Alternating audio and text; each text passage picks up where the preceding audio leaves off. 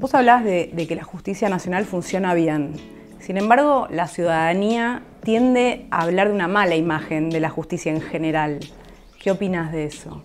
Primero tengo que dar la razón. Nosotros tenemos lamentablemente una imagen negativa en la opinión pública. Yo en esto quiero ser contundente, porque también es uno de los objetivos de mi gestión. Yo soy convencido que el Poder Judicial y los ministerios públicos, por lejos, el poder que mejor funciona en nuestro Estado de Derecho. Ahora bien, te digo esto y al mismo tiempo es verdad que tiene una mala imagen en la ciudadanía. Y ahí es donde yo digo tenemos un gran déficit comunicacional. Y por eso te decía que como objetivo, uno de mis objetivos es ponerme al hombro esa función de tratar de comunicar todo lo que hace el Poder Judicial. Asumió la conducción de la Asociación de Magistrados y Funcionarios del Poder Judicial en diciembre del año pasado, y el cambio de gobierno no le dio respiro. Uno de sus principales objetivos es comunicar el trabajo que realiza el Poder Judicial y ser un interlocutor fuerte a la hora de dialogar con otros poderes sobre los temas judiciales. El juez Andrés Basso le explicó a Quórum por qué es importante fortalecer la Asociación de Magistrados y Funcionarios del Poder Judicial y cuáles son las prioridades para mejorar la justicia argentina. Andrés, gracias por recibirnos en tu nueva casa. No, por favor, sí, es la nueva casa que desde el 14 de diciembre del año pasado, que tuve el honor de ser elegido como presidente de la Asociación de Magistrados y Funcionarios de la Justicia Nacional, así que sí, paso mucho tiempo entre mi despacho en Comodoro Pi y acá en la Asociación de Magistrados, así que el gusto es mío, siéntanse como en su casa. Sos juez subrogante en La Plata, de un tribunal oral federal. Sos juez titular en Comodoro Pi de un tribunal oral federal número 3, del 3. Y ahora presidente de la asociación. ¿Cómo haces con todo esto? Es verdad, como decís vos, soy titular en el tribunal oral en el criminal federal número 3, con asiento en Comodoro Pi, y estoy subrogando desde hace unos años en el tribunal oral en el criminal federal número 1 de la ciudad de La Plata, que de paso te comento, tiene una carga de trabajo altísima, porque es un tribunal que está sin jueces titulares desde hace más de 10 años, con todo lo que eso significa.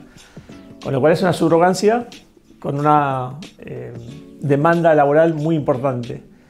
Y ahora se me suma, como decís vos, esta función institucional. Respondiendo a tu pregunta, creo que en eso tengo una ventaja, porque yo siempre traté de optimizar el tiempo. Siempre estuve en lugares, desde el punto de vista de mi función judicial, muy exigentes en lo que hace la carga de trabajo. Tanto cuando empecé mi carrera, cuando era joven, en la Justicia Federal de La Plata, y luego estuve 15 años como secretario en un juzgado federal de Lomas de Zamora. Yo siempre digo que la jurisdicción federal de Lomas de Zamora es una de las más complejas a nivel país, por las complejidades puntuales que tiene esa jurisdicción, como el Aeropuerto Internacional de Ezeiza, las cárceles federales más grandes del país, están situadas en Ezeiza, y lo que es la extensión territorial y la cantidad de habitantes que residen en esa zona. Así que, te decía, siempre estuve en lugares muy exigentes y paralelamente a mi función judicial siempre traté de continuar con mi formación académica y con la tarea docente universitaria, con lo cual estoy un poco acostumbrado a esto, a lidiar con una agenda cargada. Así que ahora sí, se me ha complejizado mucho más con esta función, pero bueno, trato de alguna manera de armonizar, de organizarme de la mejor manera posible. No es fácil, a veces reconozco, Florencia, que termino agotado, quito muchas horas también para cuestiones personales o familiares, al menos en esta primera etapa como presidente de la asociación, que no he tenido periodo de adaptación, porque desde que asumí ya en los primeros días cuestiones que son muy trascendentales para la Asociación de Magistrados se presentaron con cierta conflictividad y me generaron un abordaje inmediato y de mucho tiempo para poder gestionar. ¿Qué tipo de situaciones? Y me refería puntualmente al tema del intento del traspaso de la Justicia Nacional por parte del actual Poder Ejecutivo, que bueno, en la denominada Ley Ómnibus, a finales del año pasado, cuando ingresó el proyecto al Congreso Nacional, había un artículo, el artículo 439 de ese proyecto, que establecía el traspaso en un plazo determinado de tiempo de toda la justicia nacional a la órbita de la justicia de la ciudad de Buenos Aires. Y bueno, eso generó que durante todo enero no tuvimos ningún tipo de receso. Todo enero me tuve que abocar junto con mi equipo de trabajo a tratar de concientizar y de explicar todos los valladares normativos y también de hecho, pero sobre todo normativos desde el punto de vista constitucional y legal, que existen para que se pueda realizar ese traspaso. He tenido un diálogo, la verdad que muy fructífero, con el Poder Ejecutivo Nacional, con el Ministerio de Justicia, con todos los bloques del Congreso Nacional, básicamente de la Cámara de Diputados, que es donde había ingresado el proyecto. También igualmente hablé con senadores, con distintas organizaciones de la sociedad civil, y también explicar a los medios los impedimentos para realizar este traspaso, que es algo recurrente. ¿Los podemos recordar, los impedimentos? Sí, básicamente nosotros partimos, yo siempre digo que se parte de una premisa falsa, y es considerar a la ciudad de Buenos Aires como una provincia más, y que por ende tiene un régimen federal de gobierno, como establece el artículo 5 de la Constitución Nacional. Y esto no es así. Los constituyentes en el año 1994 establecieron una diferenciación en cuanto al estatus institucional de la ciudad de Buenos Aires. Establecieron que tenga un régimen de gobierno autónomo, pero con un estatus muy diferenciado de las provincias. Y así queda claramente previsto en el artículo 5 de la Constitución Nacional, básicamente, y en todo el articulado. Siempre hay que tener una mirada integral de la Constitución Nacional, y básicamente establece que, si bien va a tener un régimen autónomo de gobierno, no es una provincia. Y es más, se encarga la Constitución de establecer que una ley va a resguardar los intereses del gobierno nacional mientras esta ciudad sea la capital de la República. Esa ley después se dictó, es la llamada Ley Cafiero, que de alguna manera delimitó las funciones, resguardó, cumpliendo el mandato constitucional, los intereses del Estado nacional aquí en la ciudad, y sí estableció que la justicia, una justicia local para el gobierno de la ciudad, y además estableció sobre qué materias de vecindad podía actuar. Y dejó también a salvo esa ley que la justicia nacional, me refiero a los fueros laborales, civiles, penales y comerciales, debían continuar dentro de la órbita del Poder Judicial de la Nación. Con lo cual la situación es muy clara, está zanjada constitucionalmente, y lo que yo he tratado de explicar, volviendo a toda esta gestión que se hizo desde la asociación desde finales del año pasado y durante todo el mes de enero, es explicar que en todo caso es necesaria una reforma de la Constitución, porque en esto la Constitución Nacional es muy clara respecto al tema del traspaso y de la potestad de la ciudad de tener una justicia propia y sobre qué materias pueden versar, con lo cual eventualmente cualquier proyecto debe incluir una reforma de la Constitución. Con la situación actual, estos valladares son absolutamente imposibles de soslayar. Afortunadamente, bueno, hemos tenido muy buena repercusión en los distintos bloques legislativos, y el mismo gobierno retiró este artículo, el artículo 439 del proyecto, en el marco de las negociaciones parlamentarias, con lo cual hemos podido, como Asociación de Magistrados, dejar bien aclarada la cuestión, y fue una gestión con un resultado, yo diría, además de exitoso, un resultado ajustado al sistema normativo que nos rige.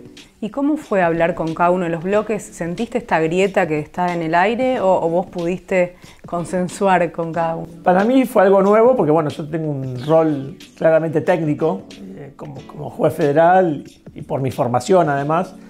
Y bueno, la verdad, como te decía, me tocó iniciar la gestión con algo tan trascendente como un intento de traspaso por parte del Poder Ejecutivo. Y bueno, es una función realmente nueva, donde bueno, son otras las lógicas. Yo a veces en las primeras reuniones, cuando me reunía con los jefes de los bloques, iba justamente a explicar todo lo que te acabo de decir, todo está ¿cómo? Los tecnicismos. Claro, exactamente, las razones técnicas, jurídicas. Y te tengo que reconocer que me di cuenta que no eran, como son cuestiones políticas, y el interés es político, no lo estoy deslegitimando, pero bueno, es entender la lógica. Me daba cuenta que quizás no era el mejor camino para transitar y bueno, en el marco de estas charlas, en definitiva también pude tratar de transmitir los problemas prácticos que traería un traspaso, sobre todo para el justiciable, que yo siempre digo lo mismo, nosotros como actores del sistema de administración de justicia, el fin último tiene que ser todas medidas o reformas que contribuyan a mejorar el servicio de administración de justicia, como tenemos como poder del Estado que somos, ¿no? Y el traspaso realmente, en la justicia nacional primero funciona bien, muy bien, te diría, con todas las falencias, a veces de recursos que tiene cualquier poder del Estado, pero funciona bien la justicia nacional, es una justicia muy reconocida históricamente, los distintos fueros, con lo cual, lejos de contribuir a un buen servicio de administración de justicia, el traspaso no iba a transitar por ese camino. Se crea una instancia más de apelación con el Superior Tribunal de Justicia, en el caso de que se lleve adelante un traspaso de la justicia nacional, con lo cual los plazos procesales se van a extender, lejos de buscar una justicia más rápida, que resuelva y dé en tiempo y forma respuesta al justiciable, los plazos se van a extender. Y después hay un montón de cuestiones del mismo diseño institucional que tiene la justicia local, que son incompatibles con la organización del Poder Judicial de la Nación y especialmente de los ministerios públicos. Y también hay un tema delicado en cuanto a los derechos de los trabajadores judiciales. Cuando empecé, de alguna manera, dejando de lado ya los argumentos tan normativos y empecé a explicarles cuestiones prácticas de por qué iba a ser contraproducente el traspaso, ahí vi mucha mayor recepción por parte de los bloques legislativos. Y creo que me preguntaste también si había advertido esto de la grieta. La verdad que no. La verdad que tengo que reconocer que distintos bloques políticos con distinta ideología y con distintas líneas directrices, he tenido en general muy buena receptividad como presidente de la Asociación de Magistrados. También trabajamos conjuntamente con la Junta de Presidentes de las Cámaras Nacionales, que también fueron muy importantes su participación y fueron muy activos en esta tarea.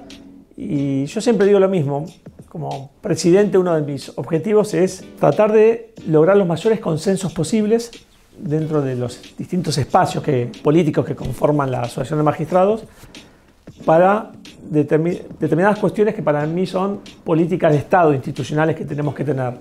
Y en el caso del traspaso se vio lo virtuoso de esto, de cuando todos coincidimos en un objetivo y no hay fisuras internas, como los logros o las gestiones que podemos hacer tienen más éxito. Vos hablás de que la justicia nacional funciona bien. Sin embargo, la ciudadanía tiende a hablar de una mala imagen de la justicia en general. ¿Qué opinás de eso?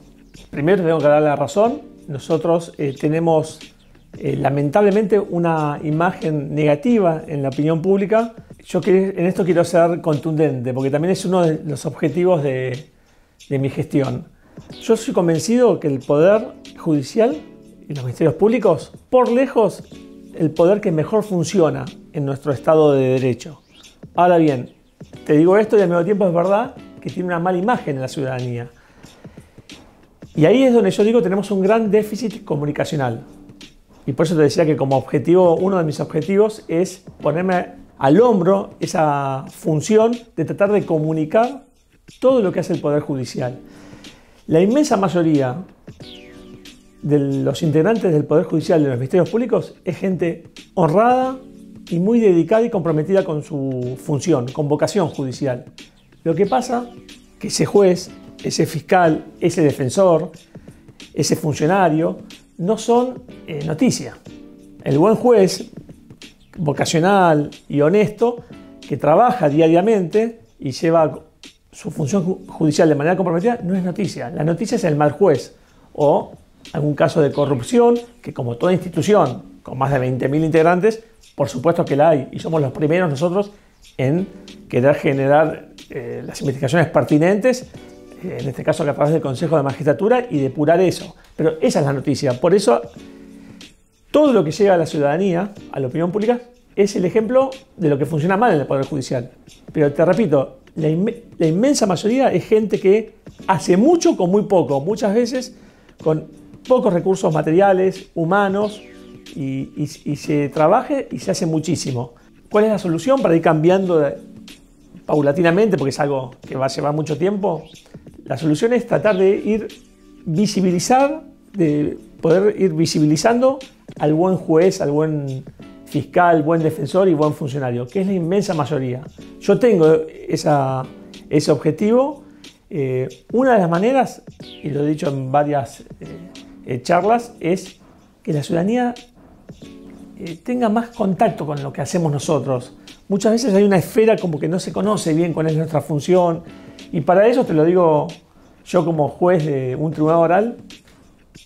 La publicidad en los juicios orales y públicos que nosotros llevamos adelante es fundamental, porque muchas veces ahí la ciudadanía puede, de primera mano, sin intermediarios, ver cómo funciona el sistema. Me refiero puntualmente al sistema penal, pero todo tipo de audiencias que se hacen también en otros fueros orales, tenemos que tratar de mostrar más, porque realmente son ejemplos del compromiso y de la forma en que trabaja el Poder Judicial, y eso hay que llevarlo adelante. Coincido totalmente, y es uno de los objetivos de Quórum también. Exacto. Estamos alineados. Antes los jueces hablaban solo por sus sentencias y ahora empiezan a también poder darse ver. Me das pie, gracias Florencia. Nosotros tenemos ahí una limitación, porque nosotros como jueces no estamos como magistrados, no estamos para polemizar con los otros poderes del Estado. Entonces ahí muchas veces recibimos críticas, muchas veces injustas, pero tenemos ciertas limitaciones por cierto equilibrio y templanza que uno como juez debe tener, pero sin perjuicio de esos caracteres que todo magistrado tiene que tener, es necesario comunicar más y mejor. Eso que es un principio que siempre se sostuvo, que los jueces hablan solamente por sus sentencias, está bien por un lado, pero es necesario, sobre todo con toda la revolución de las comunicaciones, de que podamos explicar a la ciudadanía con mayor precisión todo lo que hacemos. Por ejemplo, un ejemplo que creo que es virtuoso es las audiencias públicas que hace la Corte Suprema de Justicia de la Nación sobre temas centrales que hacen al quehacer judicial. Creo que también eso coayuda a que la ciudadanía pueda ver el funcionamiento del Poder Judicial y de los ministerios públicos. Cuando hablabas de la imagen de la justicia, cambia mucho esa imagen cuando el justiciable, cuando el ciudadano de a pie, ante algún derecho que le cercenan o que le afectan, recurre al Poder Judicial y a los ministerios públicos para que se reconozca un derecho. Te doy ejemplos prácticos. Los amparos por salud, que todos los juzgados civiles reciben, tanto en el Foro Nacional como federal, por alguna falta de prestación de las obras sociales o de instituciones médicas, y reclaman, van a la justicia, el ciudadano, para tener una garantía que les reconozca ese derecho a la salud, o todas las presentaciones que hay en el Fuero de Seguridad Social por temas jubilatorios, laborales, en el fuero laboral, o cuando el ciudadano recurre, como pasó en una época compleja de nuestro país, para que se defiendan sus ahorros que habían sido de alguna manera limitados por el poder administrador. Son todos ejemplos en los cuales la imagen de la justicia, de esos justiciables que tuvieron que acceder, tuvieron que ir a reclamar por sus derechos ante el Poder Judicial y los ministerios públicos, la imagen de la justicia de esa gente cambia diametralmente. Porque ellos pudieron, en el caso de corresponder, y si fueron satisfechos sus pretensiones, pudieron ver cómo el sistema judicial, que es un servicio, le pudo dar cabida y solución a sus derechos y a sus intereses que habían sido conculcados por algún poder, por lo general el poder administrador.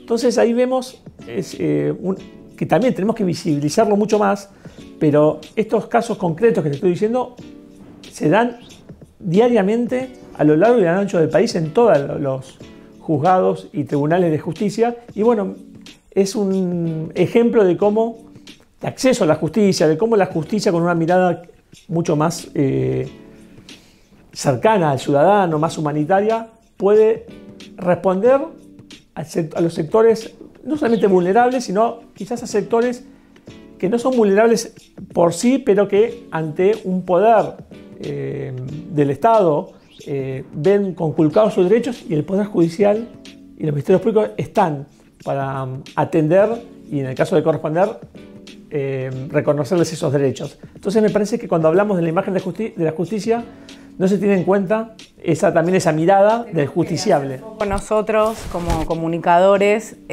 un poco también en los buenos resultados, ¿no? Exactamente. Las personas que tuvieron resultados favorables o que estuvieron conformes con las resoluciones. Y nosotros también, como te decía, como asociación tenemos un trabajo importante ahí, que estamos abocados a ir trabajando en esa senda para mostrar que la enorme mayoría de los integrantes del Servicio de Administración de Justicia es gente honrada y comprometida, y de alguna manera ir cambiando esa percepción que yo te aseguro que genera, lo hablo siempre con mis colegas, frustración, enojo, porque es tan lejano. La opinión pública no tiene correlato alguno con lo que realmente trabajamos en la diaria en el Poder Judicial, con todos los defectos que tenemos como cualquier poder, obviamente, falencias, somos los primeros en hacer autocrítica, en proponer reformas, en tratar de cambiar lo que está mal, pero es muy distinto el verdadero funcionamiento del Servicio de Administración de Justicia con la opinión que se tiene en la ciudadanía. Sí, capaz son pocas las manzanas podridas que hacen que se tiña a la mayoría. Y es lo único que llega a la opinión pública, por eso yo entiendo que la percepción sea negativa, porque la única noticia que llega del Poder Judicial es la negativa. Una pregunta más filosófica. ¿Qué es la justicia para vos? Yo puedo remitirme al derecho romano. De alguna manera decía que es dar a cada uno lo suyo. Yo creo que nosotros, siendo algo más actual, de alguna manera la justicia creo que es un poder del Estado, es un servicio que tenemos que dar a la ciudadanía, y es la de ser árbitros, administrar conflictos de intereses, por lo general, en la cual, como árbitros, como terceros imparciales, tenemos que analizar, abocarnos a la situación sometida a nuestra jurisdicción y resolver el conflicto. Como todo conflicto, siempre va a haber una parte, por lo general, según los fueros, obviamente, pero alguna parte que no va a quedar conforme, otra que sí, pero fundamentalmente es tratar de resolver los conflictos que son sometidos a la jurisdicción de los magistrados, siguiendo escrupulosamente la normativa aplicable y asegurando siempre que ese proceso penal, civil, laboral o comercial sea un proceso justo, donde se respeten absolutamente las garantías de todas las partes. Y después resolverlo. Es un servicio esencial en un Estado de Derecho, y esa sería la respuesta. ¿Y cuáles son otros objetivos que tenés en la función de presidente de la asociación? Yo quiero convertir a la Asociación de Magistrados como un actor central en el diálogo con los otros poderes y en todo lo que tenga que hacer con el quehacer judicial. Creo que nosotros, como Asociación de Magistrados y funcionarios de la Justicia Nacional, somos la organización más importante de jueces y fiscales, defensores y funcionarios a nivel nacional, y ese peso institucional lo tenemos que hacer valer y convertir a la asociación, como te decía, en un actor central en todo lo que tenga que ver con mejoras del funcionamiento del Servicio de Administración de Justicia. También quiero que todos los asociados sepan y sientan que este es un lugar que tienen que saber que es de su pertenencia, que es un lugar donde tenemos numerosas comisiones de trabajo en las cuales pueden venir los asociados, y de hecho lo hacen, a trabajar, a plantear sus inquietudes, a defender sus derechos corporativos, como así también a desenvolverse desde el punto de vista en todo lo que tiene que ver con la capacitación y la preparación académica. Nosotros en eso ya desde hace varias gestiones se viene trabajando mucho en todo lo que tiene que ver con capacitación y abrirles las puertas a los asociados para que aquí puedan realizar sus trabajos de investigación, capacitarse. Tenemos convenios con distintas facultades prestigiosas, nacionales e internacionales. Estamos ampliando nuestra oferta de diplomaturas. Así que bueno, eso es una meta muy importante que tengo, porque yo creo que es importantísimo la capacitación permanente de todos los que integramos el Poder Judicial y los ministerios públicos. Y después, te decía también, Florencia, tratar de lograr hacer el mayor esfuerzo posible para tratar a nivel interno de lograr los mayores consensos que podamos alcanzar para que la asociación sea cada vez más fuerte y pueda hacer valer su voz en el concierto, en el escenario judicial e institucional con la mayor fuerza posible. Tenemos muchas cuestiones que nos nuclean y que son de interés común, con lo cual creo que la asociación está situada en un lugar de relevancia y tenemos que cada vez tratar de acrecentar más ese lugar institucional. Y con el nuevo ministro de Justicia, Mariano Cuniol Ibarona, ¿tenés vínculos? ¿Están alineados en los objetivos? Sí, yo no utilizaría la palabra alineados porque, bueno, obviamente tenemos, cada uno tiene una representación institucional por la cual se desenvuelve su función, pero sí tengo un diálogo. La verdad que lo dije al momento en mi discurso inaugural, que se había generado una etapa de diálogo con el ministro, con las actuales autoridades del Ministerio de Justicia, que la verdad que era muy promisorio y que nosotros celebrábamos como Asociación de Magistrados. Creemos que es imposible lograr resultados y mejoras en el Servicio de Administración de Justicia si no tenemos un diálogo institucional continuo y constructivo. Tenemos diálogo, el ministro ha venido a realizar una visita institucional a la Asociación de Magistrados, también tuvo la deferencia de venir a visitarme en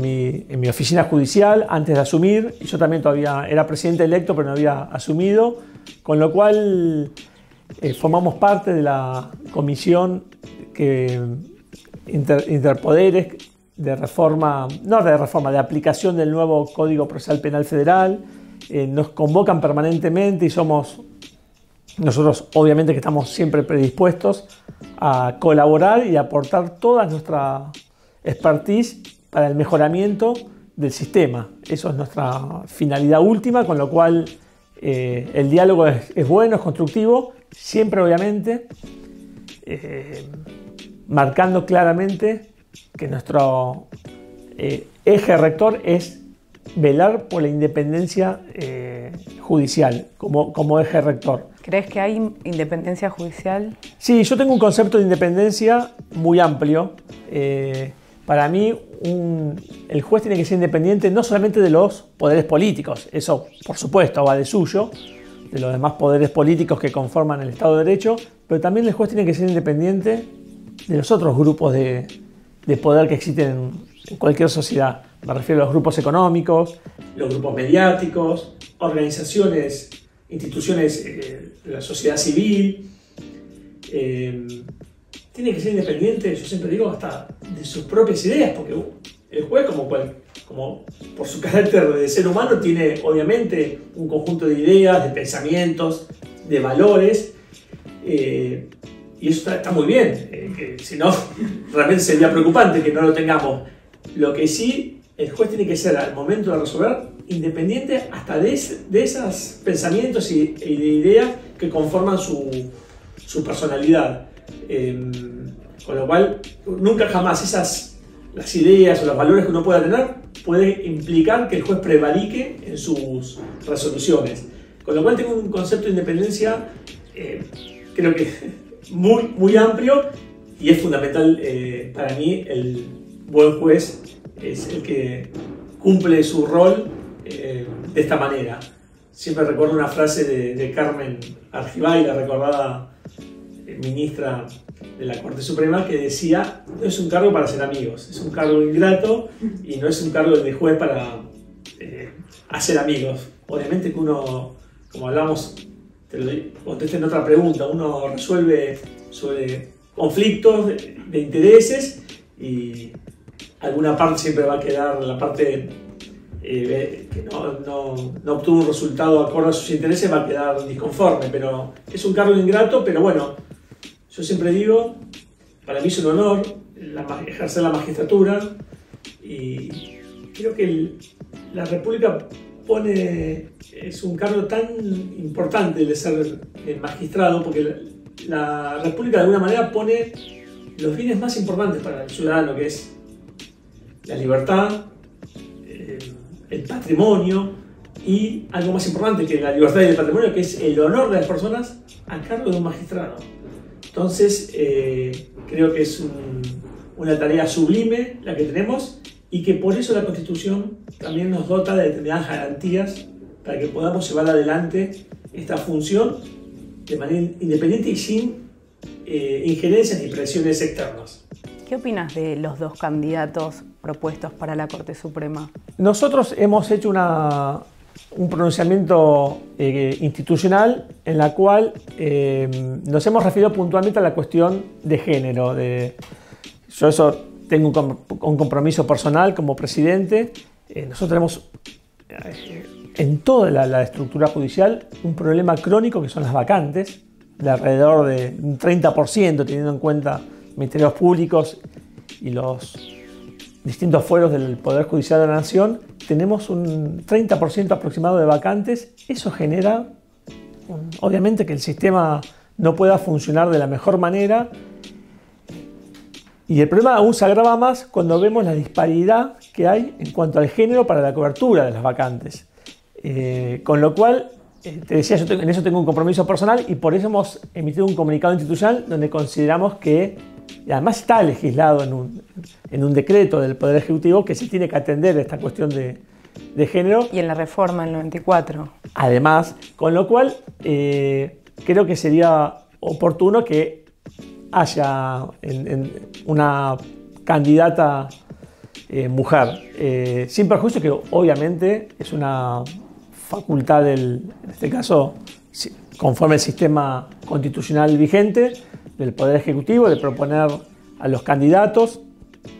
Conozco a ambos candidatos, tengo muy buena relación, pero creo que ante tu pregunta, nuestro pronunciamiento institucional fue de que debe de alguna manera estar representado la cuestión de género en la cobertura, sobre todo, de la Corte Suprema de Justicia de la Nación. Además, siendo una sociedad mixta, no tiene sentido que la Corte no represente lo que es la sociedad. Seguro. Y cuando yo te hablaba, Florencia, de la inequidad de género que hay en la cobertura de vacantes, se agrava aún más esa inequidad cuanto más vas ascendiendo en la jerarquía de los cargos judiciales.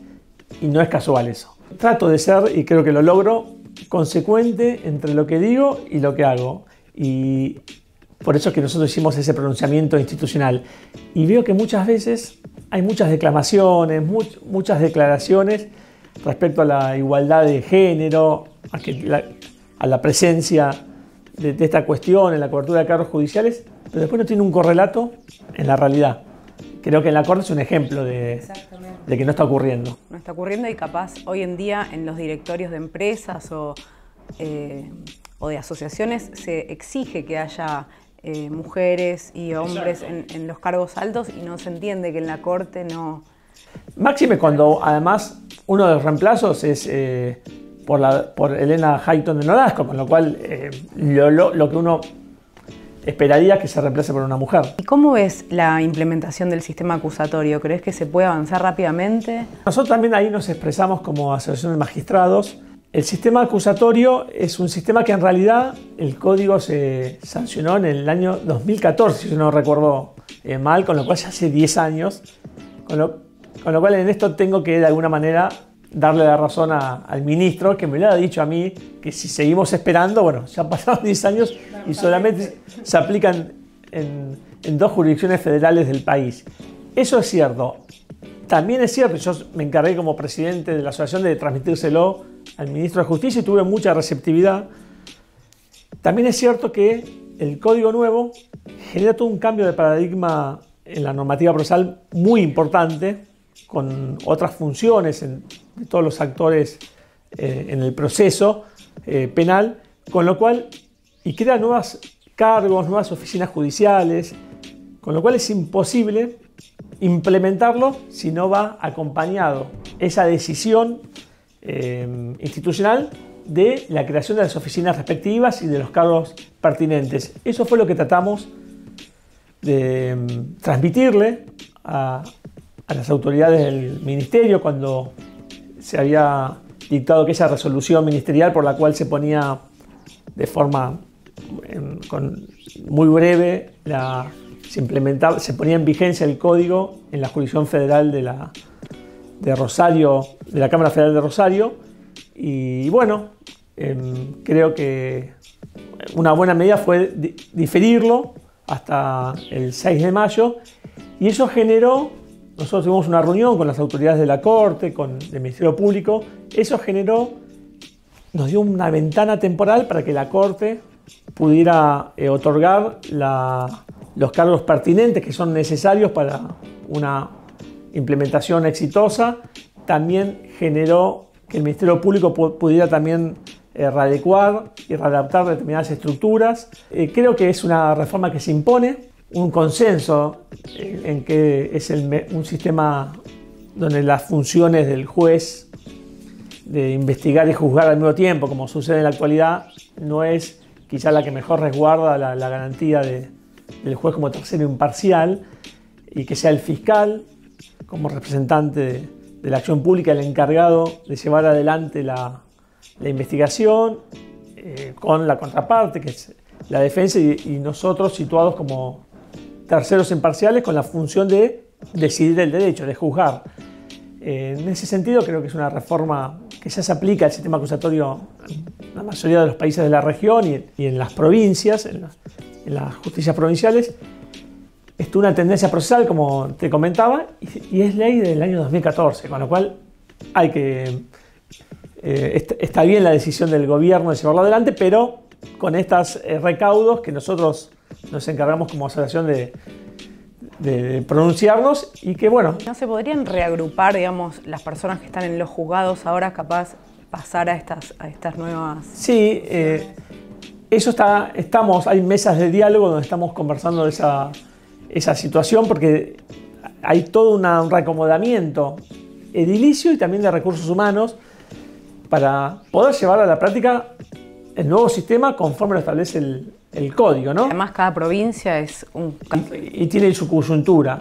Te aclaro, Florencia, que todas estas observaciones que nosotros hicimos como asociación no fue para oponernos a la reforma, a la puesta en vigencia del Código Nuevo. De hecho, nos encargamos especialmente en el comunicado de decir que nuestro compromiso con el sistema acusatorio, pero una puesta en funcionamiento sin estos recaudos que te acabo de decir a nivel edilicio y de recursos materiales y humanos, no nos asegura que sea exitoso. Y lo peor que nos puede pasar como servidores públicos es que fracase la reforma. Con lo cual, reafirmamos nuestro compromiso con el nuevo régimen procesal de tinte acusatorio, pero justamente con el objetivo y con el deseo de que sea exitosa esa implantación, es que solicitamos que sea con estos recaudos. Creo que el gobierno ha tomado nota y por eso ha diferido la puesta en marcha, ¿no? ¿Y cómo ven desde la asociación la situación que se vive en Rosario? Muy preocupados, estamos en contacto permanente y hay un apoyo institucional nuestro permanente con todos los colegas de la jurisdicción. Yo, bueno, el tema lo conozco bien porque quizás también por mi función jurisdiccional y académica conozco bien todo lo relativo al crimen organizado, y te puedo asegurar que en distintos países de la región, Colombia, México, países de Centroamérica, es un sistema, es un problema que si no se atiende a tiempo, el crimen organizado va penetrando en las instituciones de un país y va socavando las bases del sistema democrático. ¿Estamos a tiempo? Yo hace unos años, cuando empecé a abocarme a este tema, decía todavía estamos a tiempo. Y todavía no pasaba lo de Rosario. Había algunos atisbos, algunas situaciones puntuales, actos de intimidación, pero no pasaba de ahí. El tema es que no se tomaron políticas criminales firmes y nos encontramos ahora con la situación de Rosario, que también se replica en otros lugares, sobre todo en lugares de frontera, donde también la problemática es muy grave, quizás no tiene tanta repercusión mediática, pero es muy delicada. Estoy en contacto permanente con colegas que ejercen su función jurisdiccional en lugares, en juzgados de frontera, y estamos a tiempo en el sentido que todavía no tenemos la situación que hay en otros países de la región, pero ya la situación es gravísima y te repito, necesitamos políticas criminales permanentes a mediano y largo plazo. Y hay que desterrar las soluciones efectistas, que quizás son declaraciones muy grandilocuentes, que tienen cobertura en las primeras tapas de los diarios y quedan una declaración política que en realidad no mejora nada del sistema. Tenemos que en esto tener la mayor seriedad y rigurosidad que el caso amerita, y un compromiso para la implementación de estas políticas criminales estables de todos los poderes. Poder ejecutivo, legislativo, poder judicial, ministerios públicos y todas las organizaciones de la sociedad civil. Muchas veces se carga solamente el foco en las autoridades judiciales. Y yo siempre digo, en el tema del crimen organizado, el juez, el fiscal, somos los que actuamos en último término. Tenemos una función importante, esencial, que es... El problema está iniciado. El problema ya está iniciado, el daño por lo general ya está causado. Nosotros lo que tenemos una función muy importante, que es de investigar el caso, de esclarecerlo y en el caso que corresponda de determinar las sanciones penales y pecuniarias que correspondan. Pero acá necesitamos, cuando tal un compromiso de todos los poderes del Estado, necesitamos que haya todo un sistema de control de gestión pública que hoy no tenemos. Un diseño, sobre todo del Poder Ejecutivo, distinto. Me refiero a todo el sistema de auditorías, de la gestión pública, a todo lo que tiene que ver con los organismos de control, que permitan detectar el acto desviado antes de que se produzca, para que puedan los organismos de control actuar a tiempo. Y no solamente cuando ya... Te digo esto porque muchas veces el crimen organizado tiene una relación inescindible con la corrupción pública, con lo cual, si no tenemos organismos de control que actúen con un diseño institucional adecuado, que actúen a tiempo y puedan detectar esas maniobras desviadas o esos actos irregulares a tiempo, después sí venimos nosotros, una vez que está producido el daño, para llevar adelante la investigación y, como te decía, disponer las sanciones en el caso que correspondan. Pero necesitamos todo un compromiso de los demás organismos del Estado para tratar que haya un control eficiente en tiempo y forma. Yo siempre digo, cuando hablamos de crimen organizado, necesitamos un compromiso de todos. La ciudadanía es la primera que tiene que reclamar de sus servidores públicos que estén a la altura y que hagan honor a su función pública. porque si no, estos actos desviados o estas irregularidades que vemos que se producen a diario no van a cambiar. Por eso me parece que también concientizar a la ciudadanía y la educación es fundamental. Como verás, es un abordaje integral e interdisciplinario. Lamentablemente somos un país, por lo general, carente de políticas públicas, de políticas a largo plazo, y el caso del crimen organizado lo exige. No tenemos opción a no actuar de esta manera que yo estoy aquí comentando. ¿Por qué está tan ligado el crimen organizado con la corrupción? ¿Cómo funciona? Porque la corrupción es... el crimen organizado tiene características muy especiales que lo diferencian de los delitos comunes. Tiene una organización, una logística muy importante, terceriza muchas de sus funciones en servicios profesionales, tiene un poderío económico enorme, dominio territorial, todas sus actividades tienen efectos transnacionales, no respetan las fronteras tradicionales que tienen los distintos países en las regiones, con lo cual, sobre todo el poder económico, esta característica especial que tienen los grupos del crimen organizado, hacen que puedan influir, yo siempre uso la palabra penetrar en los poderes políticos. Muchas veces lo hacen a través de la corrupción. Y si tenemos la fortuna que tenemos servidores públicos que hacen honor a su función y estas organizaciones no pueden influir o no pueden penetrar, tienen un poder intimidatorio o de extorsión o de agresiones o el empleo de violencia para llevar adelante sus propósitos. Pero muchas veces no necesitan llevar adelante ese repertorio de actos violentos. Muchas veces a través de la corrupción logran penetrar e influir en los poderes políticos.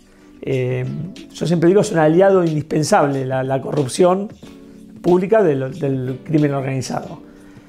Por eso te decía, es tan importante generar un diseño de control, de auditorías y de control de la gestión pública, preventivo, que ayude a detectar las actividades o los actos desviados en forma preventiva y en tiempo oportuno. Y hablando de corrupción, estuviste y tenés causas resonantes. ¿Cómo fue tu experiencia en la causa Vialidad?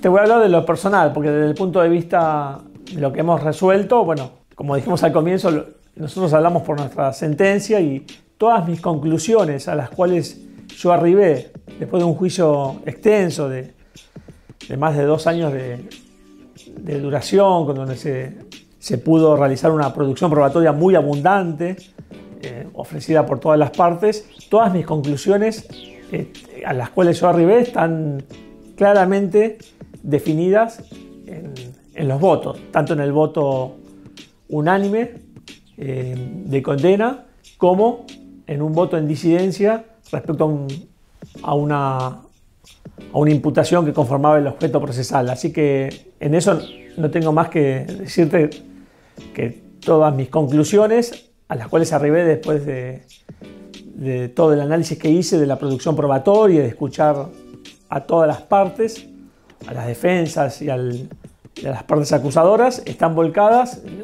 arribé a una convicción que están volcadas en esos votos, en el voto unánime y en el voto que hice en disidencia. Y ahora están las instancias, saludablemente, las instancias recursivas que establece el Código Procesal para que analicen lo resuelto por el Tribunal de Juicio. En lo personal fue complejo. Uno obviamente que tiene el mismo compromiso con todas las causas en las cuales se interviene como juez de un tribunal oral. Todas ameritan el mismo compromiso y la misma atención y seriedad, pero uno no desconoce la relevancia institucional que tienen determinadas causas, por ejemplo la que vos hiciste alusión, tanto por la gente que se encontraba legitimada pasivamente en el juicio, como también por las repercusiones que tiene cualquier decisión que uno adopte. Pero hoy me preguntaba las características que tiene que tener los integrantes del Poder Judicial y la verdad que Ahí se ve en todo su esplendor el equilibrio y la serenidad y la templanza que los magistrados tenemos que tener ante este tipo de causas, claramente que tiene una relevancia institucional inusitada, pero yo jamás perdí el eje, por eso te hablaba de la templanza y de la serenidad, y para abocarme a resolverla, a juzgar en el momento adecuado, conforme la prueba que se había producido en el juicio. Así que yo jamás perdí ese eje. Obviamente que no es una causa más, no es un juicio más, hubo muchas presiones, sí, pero bueno, uno tiene que estar preparado. Creo que son las causas donde uno, a veces hay garantías que mal llamado privilegios, muchas veces por los comunicadores, como tienen que ver la inamovilidad en el cargo, la intangibilidad de las remuneraciones, un mecanismo especial para la destitución de los magistrados. Son todas garantías que establece la Constitución. ¿Y por qué lo relaciono con esta respuesta? Porque cuando estás en casos como estos te das cuenta que la Constitución sabiamente estableció estas garantías para que podamos llevar adelante sin injerencias, sin interferencias y soportando todo tipo de presiones, nos dotó de estas garantías especiales para poder llevar adelante nuestra función jurisdiccional, que como te dije es una función muy delicada, pero bueno, así como tenemos esas garantías, el juez tiene que obviamente ser digno del cargo, estar a la altura, y mi experiencia en ese aspecto fue, como te decía, compleja, fue difícil, pero la verdad que estoy seguro que hemos cumplido con nuestra función. He integrado el tribunal con dos excelentes colegas y realmente creo, si me preguntas como conclusión, lo más importante es que las instituciones funcionaron. Siempre hay una crítica muy simplista que se hace al Poder Judicial y a los ministerios públicos de que no se juzga al poder cuando está en el poder, o que creo que se denomina tiempistas. Bueno, la verdad que este es un caso, y también seguido por muchos tribunales orales, de que se juzgó en tiempo y forma, se siguieron los plazos establecidos en la normativa procesal, y creo que eso quizás con el paso del tiempo se le va a dar la verdadera dimensión y valor, y las instituciones funcionaron. Siempre me ocupo, porque creo que es un deber de todo magistrado, de tener un lenguaje claro. No es incompatible la parte técnica con tener un lenguaje claro para que el voto pueda ser, los fundamentos puedan ser leídos y entendidos no solamente por los expertos, sino también por cualquier ciudadano. Creo que ese objetivo de tener un lenguaje claro lo he logrado en mi voto, pero preferiría, como te decía, remitirme a las conclusiones que están claramente expresadas en mi voto, y es público y está muy bien. Y además, cuando hablamos un poco antes de visibilizar el trabajo del Poder Judicial, yo te hablaba que los juicios orales y públicos es una herramienta que tenemos fundamental para que el ciudadano de a pie pueda ver el funcionamiento real del... Porque los medios hacen más foco en la primera instancia y no tanto en el juicio oral. Sí, es verdad, pero yo tengo una formación, y le agradezco de haber transitado muchos años también en primera instancia, con lo cual me permite tener una visión bastante amplia de todo el proceso penal, desde que se inicia hasta que se decide, y te aseguro que donde realmente se decide el derecho, se resuelve, es en la instancia del plenario, los jueces del tribunal oral. Ahí es realmente donde realmente hay un contradictorio con la producción probatoria, donde el fiscal, las defensas tienen la oportunidad de contradecir, de controlar cada una de las pruebas que se produce, y los jueces del tribunal oral son los que en definitiva cabalmente resuelven aplican el derecho y deciden la cuestión a juzgar. No así en las instancias iniciales, que es una instancia preparatoria para el juicio, y tampoco en las instancias recursivas posteriores a lo que uno resuelve como juez de tribunal. Son instancias fundamentales, obviamente, para que una sentencia condenatoria o absolutoria adquiera firmeza, pero no está la inmediación propia del juez del tribunal oral. Yo creo que es, como te dije, después de haber recorrido distintas instancias en mi carrera judicial, no tengo dudas que es donde más efectivamente se resuelve y se decide el derecho. Andrés, ¿y por qué te excusaste en la causa Memorándum? En realidad me recusaron dos de las partes, porque yo voy a tratar de resumirlo porque es bastante, tiene sus vericuetos procesales. Yo tuve una gran responsabilidad, que fue el juicio de AMIA 2 por el atentado realizado aquí en nuestro país.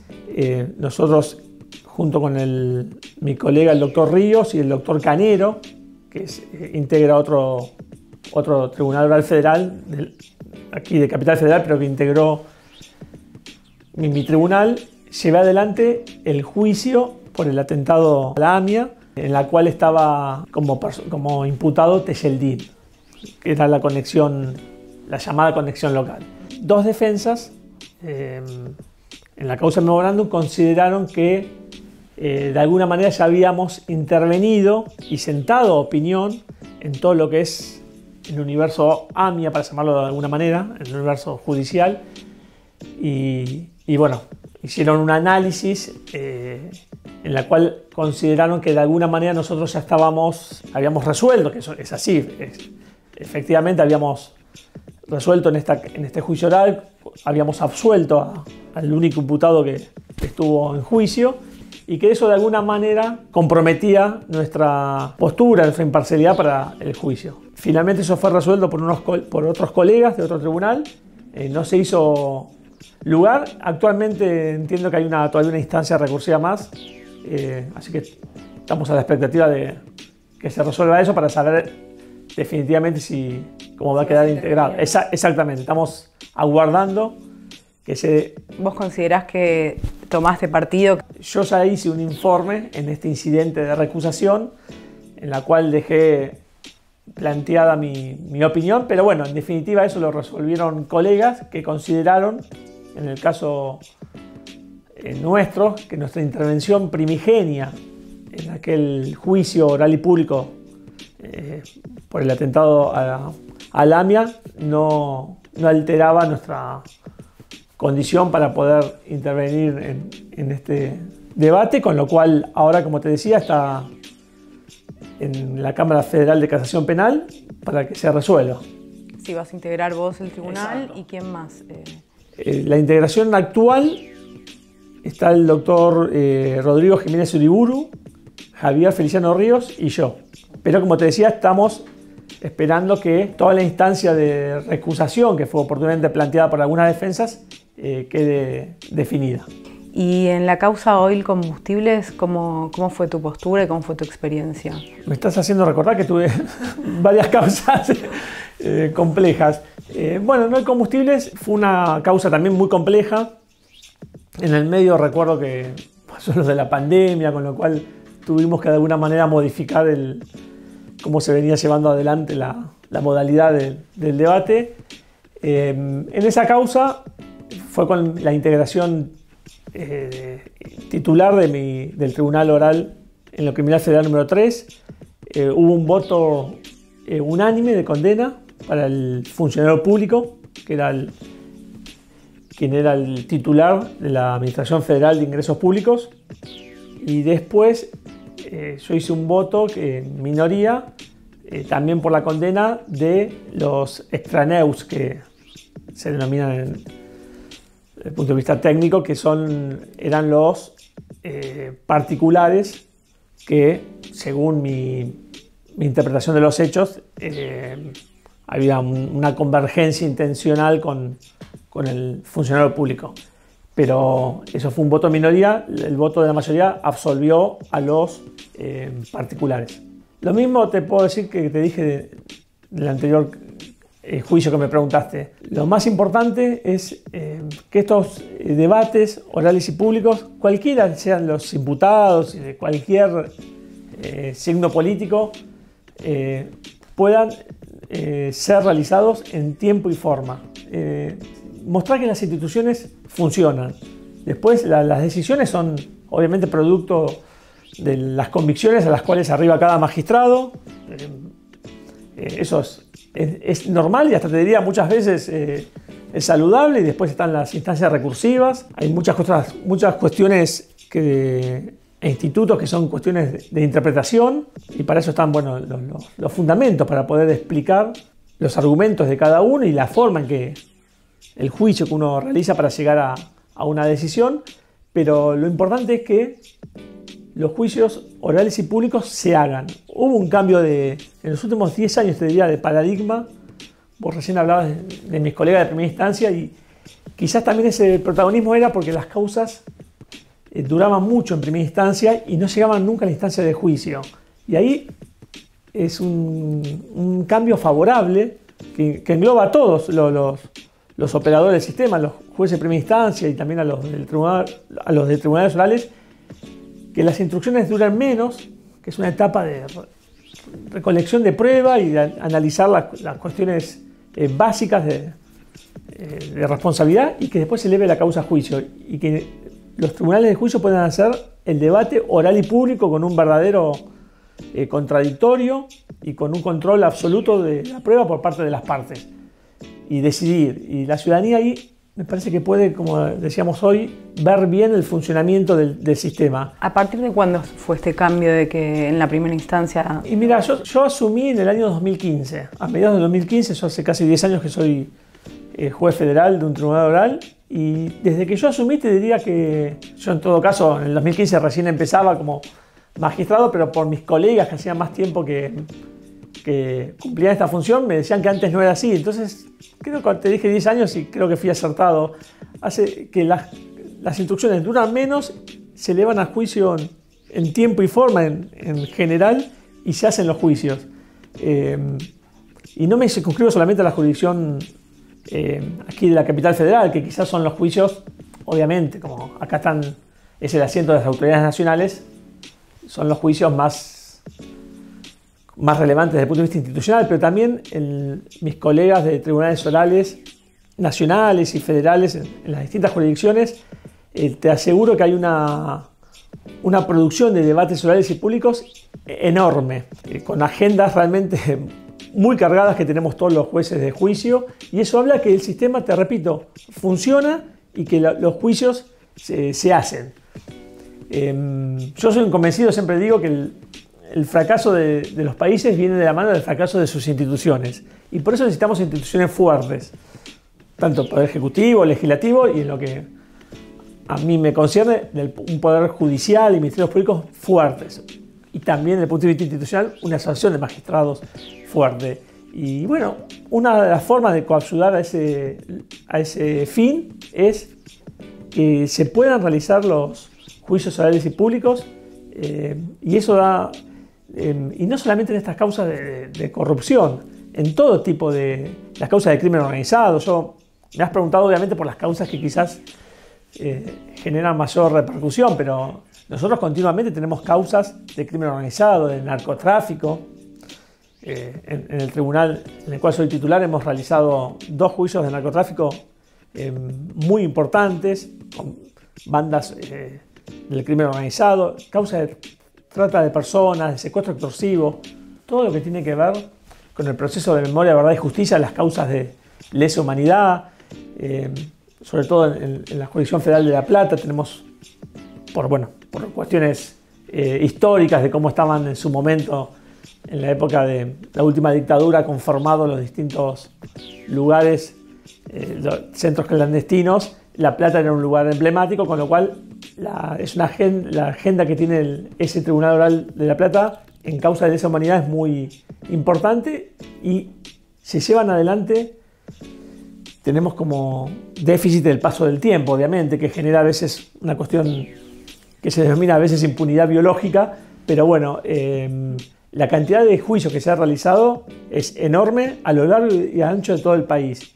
Y me parece que tenemos, por ahí es el camino, y tenemos que transitar y fortalecer esa vía.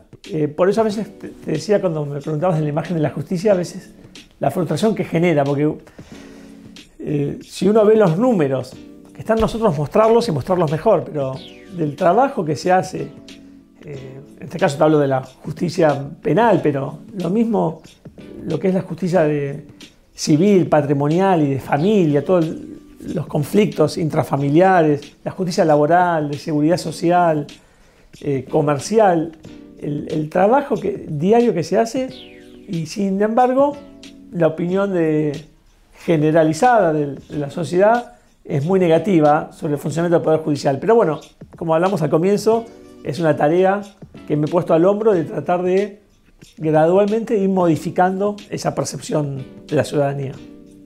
Bueno, gracias, Andrés. Creo que no me quedaron más preguntas.